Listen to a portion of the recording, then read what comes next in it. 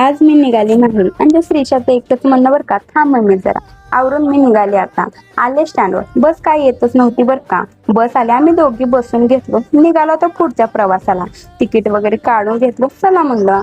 पंढरपूर मध्ये पोहोचलो. पंढरपूर मध्ये 5-10 मिनिटं एसटी थांबलेली होती. सकाळचं कोवळं ऊन खूपच लागत होतं बरं का. खायला शेंगदाणे वगैरे घेतलं. पांडुरंगाला हिथूनच हात जोडले, कारण प्रवास खूप लांबचा होता.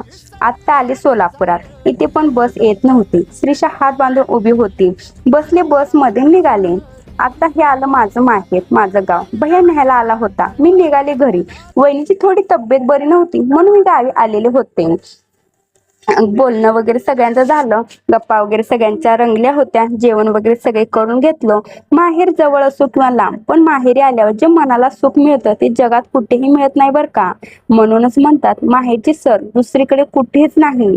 आईचे ते प्रेम आणि वडिलांचे ते लाड कुणीच पुरवू शकत नाही बरं का. आज माझा वाढदिवस होता. साजरा करायचा नव्हता. भैयाचा आग्रह खूप होता म्हणून केक वगैरे भैया घेऊन आला होता. बर्थडे सेलिब्रेट केला. असा गेला माझा आजचा दिवस. आजच्यासाठी एवढंच होतं बरं का. भेटूया उद्याच्या ब्लॉग मध्ये. चला तर, बाय बाय.